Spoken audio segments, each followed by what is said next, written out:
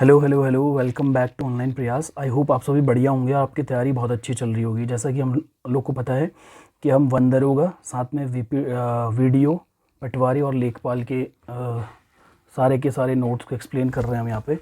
तो आज का डे उत्तराखंड और वन दरोगा दोनों के सीरीज़ डालने का था, और कल हम लोग मैथ्स और उत्तराखंड साथ में लेकर आएंगे। साथ में वन दरोगा की सीरीज़ तो कंटिन्यू चल रही थी, चलते रहेगी। तो ऑनलाइन प्रयास के साथ आप बने रहिएगा। वन दरोगा से रिलेटेड करंट अफेयर्स की रिक्वायरमेंट थी कुछ स्टूडेंट्स की, तो मैं उसको भी लेकर आऊँगा बहुत जल्दी। और जो वीकली करंट अफेयर्स है उसको तो हम लोग डिस्कस करते रहेंगे, और साथ में वन दरोगा की प्रैक्टिस सीरीज चलते रहेगी। उत्तराखंड, मैथ्स, हिंदी और रीजनिंग, इसको भी हम लोग टाइम शेड्यूल के अकॉर्डिंग बीच बीच में डालते रहेंगे। ठीक, तो आज का पहला क्वेश्चन है, देखिए क्वेश्चन नंबर 33 तक हम लोगों ने लास्ट लेक्चर में किया हुआ है, आप वो वीडियो जाके देख सकते हैं। तो 34 से आगे का देखिएगा। पहला क्वेश्चन है, वे ठोस जिनकी चालकता 10⁴ से 10⁷ ओम इनवर्स मीटर इनवर्स। ठीक हो गया। देखिए इसको आप ओम इनवर्स और मीटर इनवर्स करके भी लिख सकते हैं कि बीज होती है कहलाते हैं, क्या कहलाते हैं। ठीक हो गया। तो जिसकी चालकता 10⁴ से 10⁷ ओम इनवर्स मीटर इनवर्स होती है, इसको हम लोग कहते हैं चालक पदार्थ। ठीक है, चालक कहते हैं, कंडक्टर्स कहते हैं इनको। Solids whose conductivity is between 10⁴ to 10⁷ ohm inverse metre inverse are called, तो इनको हम लोग कंडक्टर्स कहते हैं। देखिए मैं आपको कंडक्टर्स के बारे में बता दूं, तो कंडक्टर्स को हिंदी में हम चालकता कहते हैं। ठीक हो गया, चालकता कहते हैं। ठीक, चालकता को हम लोग सिग्मा से रिप्रेजेंट करते हैं, चालकता को हम सिग्मा से रिप्रेजेंट करते हैं, और सिग्मा इज इक्वल टू होता है 1/ρ। 1/ρ, रो जो है वो प्रतिरोधकता या विशिष्ट प्रतिरोध है, इसको हम लोग कहते हैं विशिष्ट प्रतिरोध। और विशिष्ट प्रतिरोध जो होता है वो फॉर्मूला बन के आता है रो इज इक्वल टू देखिए मैंने आपको एक सेगमेंट बताया हुआ है कि जो एक टॉपिक बताया हुआ था कि रेजिस्टेंस जो होता है लास्ट लेक्चर में is directly proportional to length होता है। किसी भी करंट कैरिंग कंडक्टर की लेंथ जितनी ज़्यादा होगी रेजिस्टेंस भी उतना ही ज़्यादा होगा, और रेजिस्टेंस जो होता है वो एरिया पे भी डिपेंड करता है। तो एरिया जितना ज़्यादा होगा रेजिस्टेंस उतना कम होगा, एरिया जितना कम होगा रेजिस्टेंस उतना ज़्यादा होगा। तो area is inversely proportional to resistance. Equation number 2, जब दोनों इक्वेशनों को कंबाइन करके लिखते हैं तो R is directly proportional to L/A आता है। कभी भी डायरेक्टली प्रोपोर्शनल के साइन के साथ फॉर्मूला एग्जिस्ट नहीं करेगा, so R is equal to formula बन जाएगा रो L/A। देखिएगा रेजिस्टेंस का ये फॉर्मूला बना, तो यहीं से हम लोग रो के फॉर्मूले की बात करेंगे, तो जिसके अपॉन में कुछ नहीं उसके अपॉन में 1, ये क्रॉस मल्टीप्लाई चीज़ें हो जाएंगी। तो रो इज इक्वल टू कितना आ जाएगा, RA/L आ जाएगा। ठीक हो गया। देखिए rho is equal to R, resistance इसका यूनिट ओम होता है, और एरिया का मीटर का स्क्वायर है, और लेंथ का मीटर, मीटर से एक मीटर की पावर कैंसिल आउट हो जाती है, तो रो की जो यूनिट आती है ओम मीटर आती है, और 1/ρ है, तो रो की यूनिट ओम मीटर होती है, तो ये ऊपर आएगी क्योंकि ऊपर लेकर आएंगे इसकी पावर को, तो ओम इन्वर्स और मीटर इन्वर्स हो जाएगा। ठीक हो गया। तो यूनिट भी पूछी जा सकती है आपसे, तो ये ध्यान दीजिएगा। तो 10⁴ से 10⁷ ओम इन्वर्स मीटर इन्वर्स के बीच जो होते हैं ठोस, उनको हम लोग क्या कहते हैं, चालक कहते हैं। तो इसका right answer option number C है। नेक्स्ट क्वेश्चन देखिएगा, क्वेश्चन नंबर 35 है।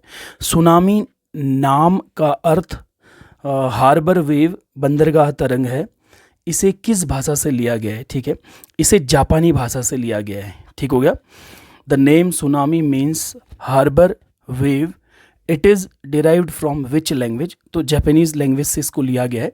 देखिए जापानी जो लैंग्वेज है उसमें इसको जो सुनामी है, सुनामी को बेसिकली हम लोगों ने 2 शब्दों से मिलकर बनाया है। एक का नाम है सु या तसु, ठीक, और दूसरे का नाम है नामी। तो ये दोनों शब्दों से मिलकर बना है, और सु या तसु का जो मतलब होता है वो होता है समुद्र तट, ठीक, और नामी का मतलब होता है लहरें। तो इससे मिलकर बना है, तो जापानी शब्द से लिया गया है। तो इसका right answer option number D है।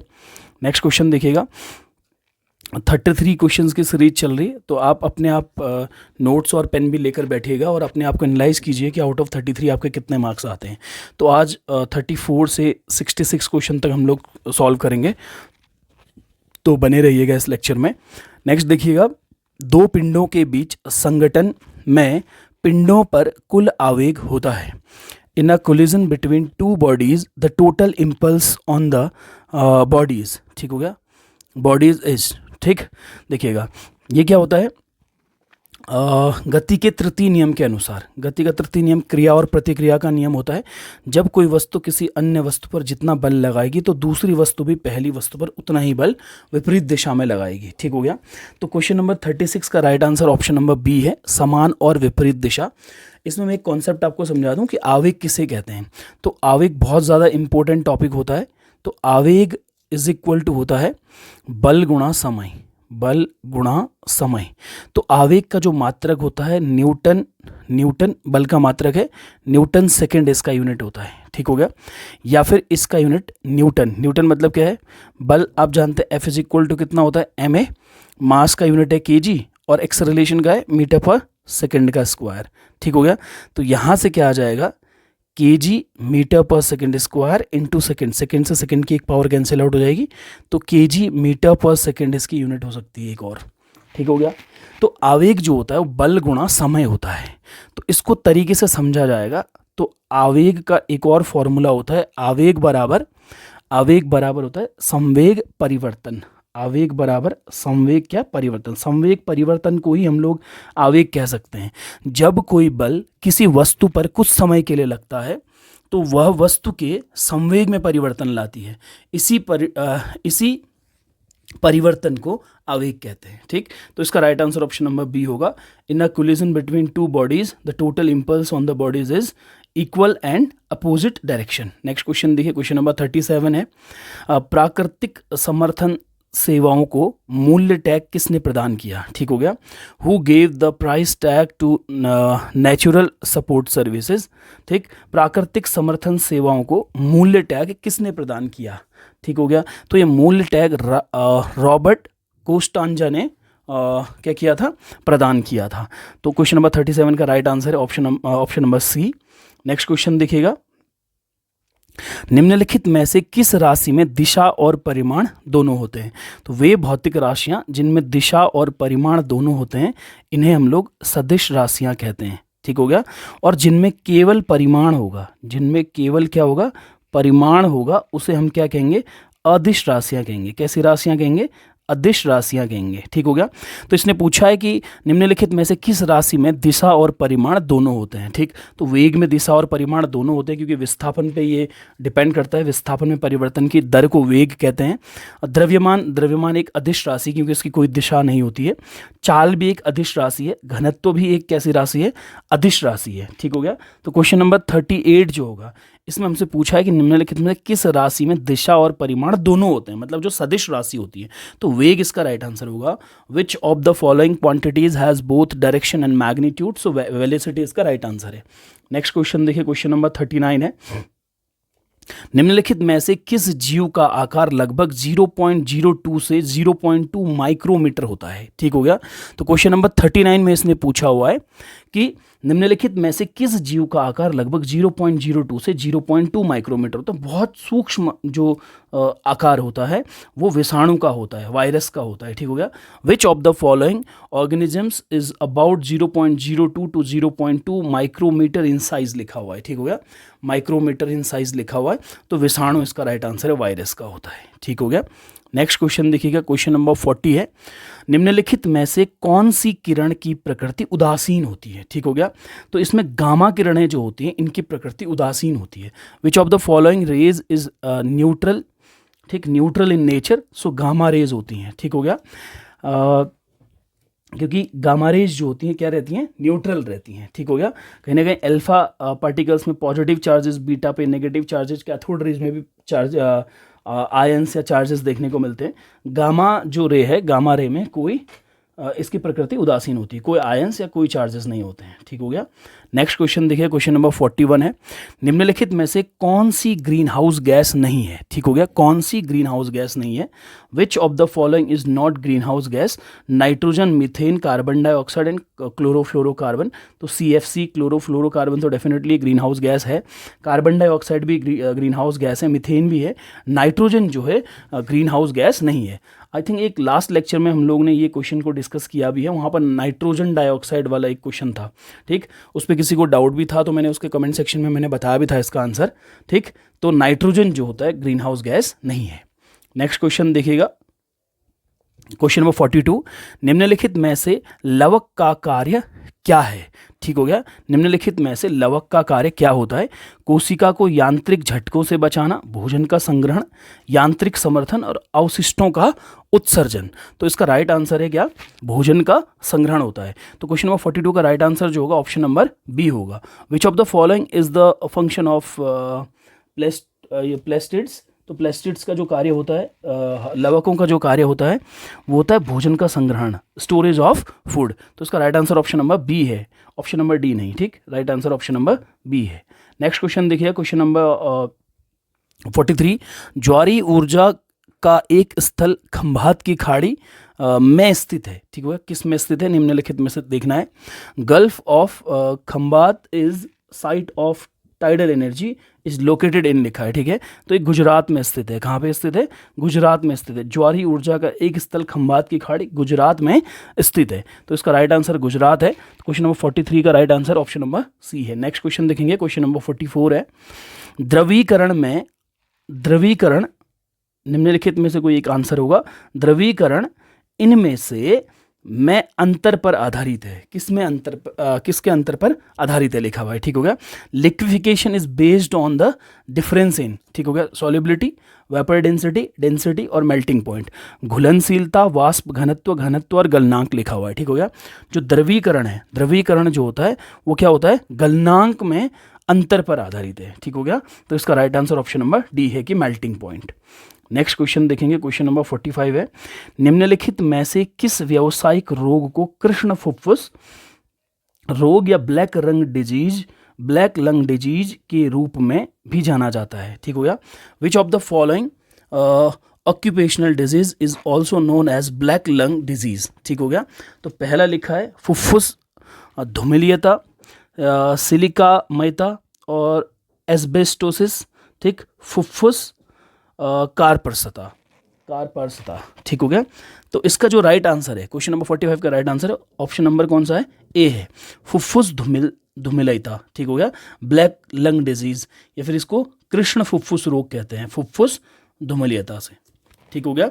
नेक्स्ट क्वेश्चन, क्वेश्चन नंबर 46 है, प्रजनन और वृद्धि की कृषि पद्धति को क्या कहा जाता है, ठीक हो गया। The agriculture method of reproduction and growth is called, ठीक। तो प्रजनन और वृद्धि की कृषि पद्धति को, प्रजनन और वृद्धि की जो कृषि पद्धति है इसको पशुपालन कहा जाता है। क्या कहा जाता है? पशुपालन कहा जाता है, ठीक हो गया। तो एनिमल हस्बेंड्री, ठीक, एनिमल हस्बेंड्री इसका राइट आंसर है। क्वेश्चन नंबर 47 देखिएगा, निम्नलिखित में से किस नेत्र दोष को निकट दृष्टि दोष के रूप में जाना जाता है, ठीक हो गया। प्रेसबायोपिया, कैटरेक्ट, मायोपिया और हाइपरमेट्रोपिया, ठीक हो गया। Which of the following eye defect is known as near sidedness, ठीक हो गया। तो नियर साइडेडनेस या फिर निकट दृष्टि दोष जो होती है उसको हम लोग किस नाम से जानते हैं? मायोपिया के नाम से जानते हैं, ठीक हो गया। इसका right answer option number C है, ठीक हो गया। नेक्स्ट देखिएगा, अच्छा एक चीज़ है कि इसमें मैंने आपको बताया था कि एक याद करने का ट्रिक है, लास्ट लेक्चर में बताया मैंने, अनिल, मतलब अवतल लेंस निकट दृष्टि दोष के उपचार में यूज होता है, ठीक हो गया। और उत्तल लेंस दूर दृष्टि दोष के निवारण के लिए प्रयुक्त होता है, ठीक हो गया। नेक्स्ट क्वेश्चन देखिए, क्वेश्चन नंबर 48 है, लेंस से गुजरने वाले प्रकाश द्वारा निर्मित वास्तविक वस्तु का स्वरूप या चित्र क्या कहलाता है? What is the form of image of a real object formed by a light passing through a lens is called angle of reflection, incident ray, illusion और इमेज। परावर्तन कोण, आपतित किरण, दृष्टि भ्रम और प्रतिबिंब पूछ रहा है, ठीक हो गया। तो क्वेश्चन नंबर 48, लेंस से गुजरने वाले प्रकाश द्वारा निर्मित वास्तविक वस्तु का स्वरूप या चित्र जो होता है वो प्रतिबिंब, इमेज कहलाता है। Right answer option number D है। नेक्स्ट क्वेश्चन देखिए, क्वेश्चन नंबर 49 है, निम्नलिखित में से कौन सा सम्मेलन लुप्त प्राय प्रजातियों में अवैध व्यापार को नियंत्रित करने से संबंधित है, ठीक हो गया। CITES सम्मेलन, रॉटरडैम सम्मेलन, वियना सम्मेलन और बेसल सम्मेलन, ठीक हो गया। Which of the following convention is related to controlling illegal trade in endangered species, ठीक हो गया। तो CITES कन्वेंशन, ठीक, रॉटरडैम कन्वेंशन, वियना कन्वेंशन और बेसल कन्वेंशन, ठीक हो गया। तो इसका राइट आंसर है ऑप्शन नंबर ए, CITES सम्मेलन, ठीक हो गया। निम्नलिखित में से कौन सा सम्मेलन लुप्तप्राय प्रजातियों में अवैध व्यापार को नियंत्रित करने से संबंधित है? तो CITES सम्मेलन, ठीक हो गया। नेक्स्ट क्वेश्चन देखिए, क्वेश्चन नंबर 50 है, उस मानव हृदय की आवृत्ति क्या होगी जो 1 मिनट में औसतन 75 बार धड़कता है? What is the frequency of a human heart which beats an average of 75 times in a minute? ठीक हो गया। तो इसका राइट आंसर है 0.8 हर्ट्ज, 0.013 हर्ट्ज, 1.25 हर्ट्ज और 75 हर्ट्ज, ठीक हो गया। तो 50 में पूछा है हमसे उस मानव हृदय की आवृत्ति क्या होगी जो 1 मिनट में औसतन 75 बार धड़कता है, ठीक हो गया। तो इसका right answer option number C, 1.25 hertz. 1 point कितना हर्ट्ज? 25। देखिए इसका आंसर कैसे निकलेगा? इसका आंसर निकलेगा कि हम लोग जानते हैं कि टाइम इज इक्वल टू क्या होगा? 75/60, ठीक हो गया। कैंसिल आउट करेंगे तो कितना आएगा? 1.25 हर्ट्ज आएगा, ठीक हो गया। तो 1.25 हर्ट्ज इसका राइट आंसर है। नेक्स्ट क्वेश्चन देखिए, क्वेश्चन नंबर 51 है, डार्विन के विकासवाद के सिद्धांत की एक प्रमुख अवधारणा निम्नलिखित में से कौन सी है? ठीक, उपलब्धता प्रबंधन, कोशिका विभाजन, कार्यात्मक परिवर्तन और प्राकृतिक चयन। Which one of the following is a key concept of Darwin's theory of evolution? ठीक हो गया। तो उसने पूछा है डार्विन के विकासवाद के सिद्धांत की एक प्रमुख अवधारणा निम्नलिखित में से कौन सी है? उपलब्धता प्रबंधन, कोशिका विभाजन, कार्यात्मक परिवर्तन और प्राकृतिक चयन। तो इसका ऑप्शन है, इसका राइट आंसर है प्राकृतिक चयन, नेचुरल सिलेक्शन इसका राइट आंसर है। नेक्स्ट क्वेश्चन देखेंगे, क्वेश्चन नंबर 52 है। क्वेश्चन नंबर 52 में हमसे पूछा हुआ है कोशिका सिद्धांत को अंतिम रूप देने के लिए निम्नलिखित में से किसने, ठीक, स्लेडेन और वॉन की परिकल्पना को संशोधित किया? Who among the following modified the hypothesis of Schleiden and वॉन to finalise the cell theory? ठीक हो गया। रुडोल्फ विरियो, ठीक, एल्टन मेयो, FW टेलर और JJ थॉमसन, ठीक हो गया। तो 52 का राइट आंसर है option number A, Rudolf Virchow, ठीक हो गया। इन्होंने ही सेलेडन और वॉन की परिकल्पना को संशोधित किया था। नेक्स्ट क्वेश्चन देखिए, क्वेश्चन नंबर 53 है, अमेजॉन वन किस महाद्वीप में स्थित है? In which continent is the Amazon forest located? Australia, दक्षिण अमेरिका, उत्तर अमेरिका और एशिया। तो 53 का राइट आंसर है ऑप्शन नंबर क्या? बी, ठीक हो गया, दक्षिणी या दक्षिण अमेरिका, ठीक, साउथ अमेरिका। तो 53 का राइट आंसर है ऑप्शन नंबर बी, दक्षिण अमेरिका। देखिए नेक्स्ट क्वेश्चन है, क्वेश्चन नंबर 54, ग्रीष्मकालीन जुताई क्या है? What is the summer logging? ठीक हो गया, वह प्रक्रिया जिसमें ग्रीष्म काल में खरपतवारों और कीटों को नष्ट करने के लिए खेतों की गहरी जुताई की जाती है। वह प्रक्रिया जिसमें वर्षा से बचने के लिए ग्रीष्म काल में खेतों की गहरी जुताई की जाती है। वह प्रक्रिया जिसमें नमी नियंत्रण के लिए ग्रीष्म काल में खेतों की गहरी जुताई की जाती है। वह प्रक्रिया जिसमें जल संरक्षण के लिए ग्रीष्म काल में खेतों की गहरी जुताई की जाती है। ठीक हो गया। तो क्वेश्चन नंबर 54 है कि ग्रीष्मकालीन जुताई क्या है? ठीक हो गया। तो इसका राइट आंसर है ऑप्शन नंबर ए, वह प्रक्रिया जिसमें ग्रीष्मकाल में, किसमें? ग्रीष्मकाल में खरपतवारों और कीटों को नष्ट करने के लिए खेतों में गहरी जुताई की जाती है। ठीक हो गया। वर्षा से बचने के लिए नहीं है, नमी नियंत्रण के लिए भी यह नहीं है, जल संरक्षण के लिए भी नहीं है। क्या है? खरपतवारों और कीटों को नष्ट करने के लिए खेतों की गहरी जुताई की जाती है। नेक्स्ट क्वेश्चन देखिए, क्वेश्चन नंबर 55 है, आर्किमिडीज के सिद्धांत के आधार पर पूर्णतः डूबी हुई वस्तुओं के लिए वस्तु द्वारा विस्थापित द्रव का जो आयतन होता है वो कितना होता है? वो द्रव पर निर्भर होता है, इसके खुद के आयतन से कम, इसके खुद के आयतन के बराबर, इसके खुद के आयतन से अधिक। तो क्वेश्चन नंबर 55 जो है उसका राइट आंसर है ऑप्शन नंबर सी, इसके खुद के आयतन के बराबर।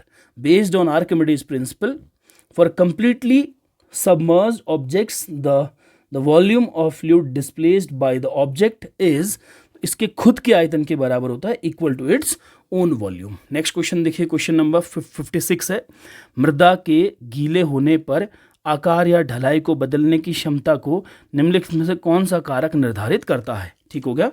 विच of the following factors determines the ability of soil to change shape और मोल्ड व्हेन वेट। ठीक हो गया। तो मृदा को गीले होने पर आकार या ढलाई को बदलने की क्षमता को निम्नलिखित में से कौन सा कारक निर्धारित करता है? तो मृदा संशक्ति। ठीक हो गया। ये सॉइल कोहेसन जो होता है ये जो है इसको क्या करता है, ये इसके लिए ये कारक निर्धारित होता है। ठीक हो गया। नेक्स्ट क्वेश्चन देखिए, क्वेश्चन नंबर 57 है, आपदा प्रबंधन विश्व सम्मेलन 1994 में आयोजित किया गया था। आपदा प्रबंधन पर विश्व सम्मेलन 1994 कब आयोजित किया गया था? तो 57 का राइट आंसर है योकोहामा में। ठीक हो गया। 1994 में योकोहामा में यह आयोजित किया गया था। The world conference on disaster management 1994 was held in Yokohama. Yokohama right answer है। नेक्स्ट क्वेश्चन देखिए, क्वेश्चन नंबर 58 है, निम्नलिखित में से कौन सा व्यंजक 1 वॉट के सही मान को वर्णित करता है? Which of the following expression correctly describes the value of 1 watt? ठीक हो गया। तो क्वेश्चन नंबर 58 का राइट आंसर है option number B, 1 watt is equal to 1 volt into 1 क्या होता है? एम्पियर होता है। ठीक हो गया। 1 watt is equal to 1 volt into 1 ampere is the right answer. Next question देखिएगा, क्वेश्चन नंबर 59 है, निम्नलिखित में से कौन सा विकल्प आभासी ठोस का उदाहरण है? ठीक, कांच, ग्लास, क्वार्ट्ज, हीरा, डायमंड या sodium chloride. Which of the following is an example of virtual solid? Virtual solid का जो एग्जाम्पल है कौन सा है? ग्लास, क्वार्ट्ज, डायमंड या सोडियम क्लोराइड कह रहे हैं। तो वर्चुअल जो या आभासी जो ठोस होता है, वर्चुअल सॉलिड जो होता है वो होता है कौन सा? वर्चुअल सॉलिड जो होता है कौन होता है? कांच होता है, ग्लास होता है। ठीक हो। चलिए नेक्स्ट क्वेश्चन देखिए, क्वेश्चन नंबर 60 है। ठीक, प्रोटियम में कितने न्यूट्रॉन मौजूद होते हैं? How many neutrons are present in protium? ठीक हो गया। प्रोटियम में कितने न्यूट्रॉन मौजूद होते हैं? तो प्रोटियम में जीरो न्यूट्रॉन मौजूद होते हैं, 0 न्यूट्रॉन। ठीक हो गया। नेक्स्ट देखिएगा, क्वेश्चन नंबर 61, यदि किसी अभिक्रिया के लिए Kc का मान बहुत अधिक हो तो, ठीक, if the value of Kc for a reaction is very high then पश्च अभिक्रिया लगभग पूर्ण हो जाती है। साम्य मिश्रण में केवल उत्पाद होते हैं, साम्य मिश्रण में अधिक अभिकारक होते हैं, अग्र अभिक्रिया लगभग पूर्ण हो जाती है। ठीक हो गया। तो इसका राइट आंसर है क्या? अग्र अभिक्रिया लगभग क्या हो जाती है? पूर्ण हो जाती है। यदि किसी अभिक्रिया में Kc का मान बहुत अधिक होगा तो अग्र अभिक्रिया लगभग क्या हो जाती है? पूर्ण हो जाती है। तो क्वेश्चन नंबर 61 का right answer option number D, the forward reaction is almost complete. Next question देखिए, क्वेश्चन नंबर 62 है, नेटवर्क ठोसों को ये भी कहा जाता है, क्या कहा जाता है?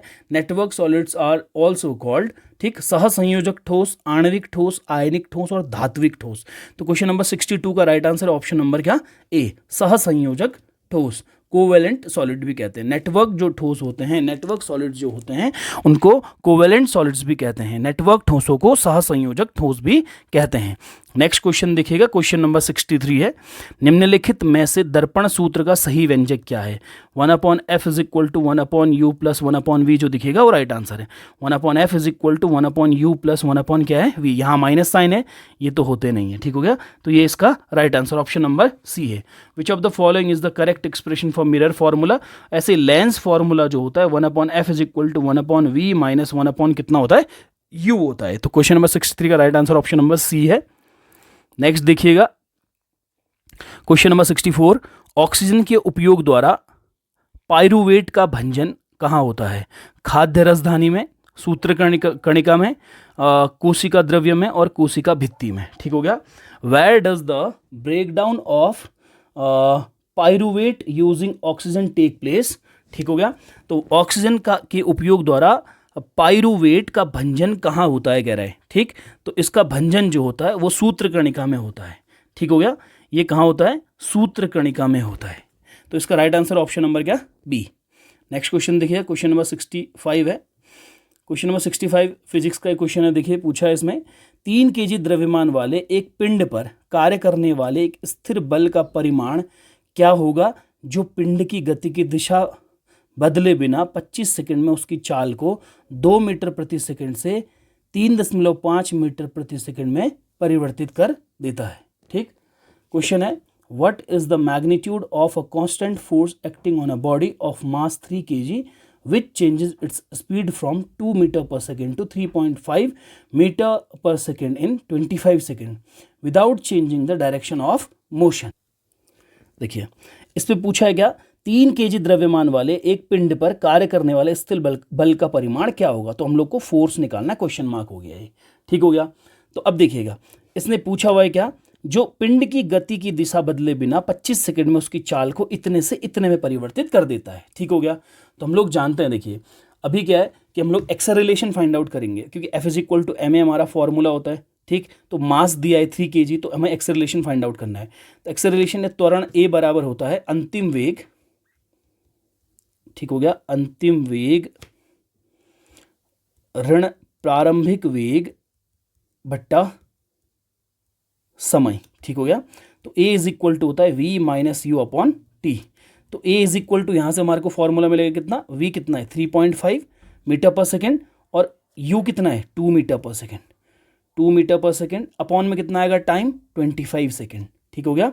तो a = कितना हो जाएगा यहाँ से 3.5 प्लस माइनस 1.5, तो ये 1.5 आएगा। तो 1.5 अपॉन कितना हो जाएगा 25, ठीक हो गया। तो इसको सॉल्व करेंगे तो 0.06 मीटर पर सेकेंड स्क्वायर आएगा, ठीक है। इससे इसको कैंसिल आउट करेंगे। अब देखिए अब यहाँ पे हम लोग को निकालना है फोर्स। F = कितना होता है ma। तो F = मास कितना दिया है 3 इंटू 0.0 कितना आया 6, तो F = कितना आ जाएगा 0.18 न्यूटन, ठीक हो गया। तो 0.18 न्यूटन आंसर होगा, कहीं पे देखिए 0.18, ठीक है। तो 0.18 क्वेश्चन नंबर 65 का ऑप्शन नंबर कौन सा, बी राइट आंसर है। तो आज के लेक्चर का लास्ट क्वेश्चन देखिएगा, क्वेश्चन नंबर 66। क्वेश्चन नंबर 66 पूछ रहा है हमसे कि भारत की 42वीं और हाल ही में अंतर्राष्ट्रीय महत्व की आर्द्र भूमि कौन सी है, ठीक हो गया।